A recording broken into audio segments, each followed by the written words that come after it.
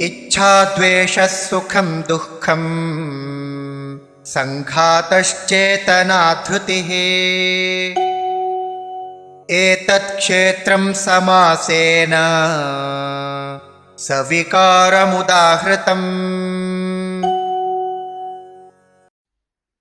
इच्छा द्वेषः सुखं दुःखं संघातः चेतना धृतिः एतत् क्षेत्रं समासेन सविकारम् उदाहृतम्।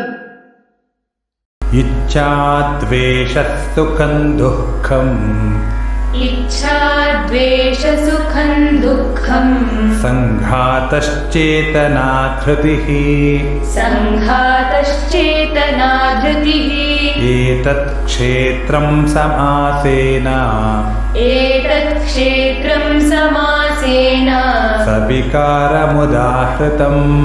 सविकारमुदाहृतम्। इच्छा द्वेषः सुखं दुःखं संघातश्चेतना धृतिः इच्छा द्वेष सुखं दुःखं संघातश्चेतना धृतिः एतत् क्षेत्रं समासेन सविकारमुदाहृतम्।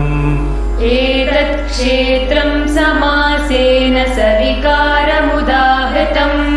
इच्छा द्वेषः सुखं दुःखं इच्छा द्वेषः सुखं दुःखं संघातश्चेतना धृतिः एतत् क्षेत्रं समासेन सविकारमुदाहृतम्।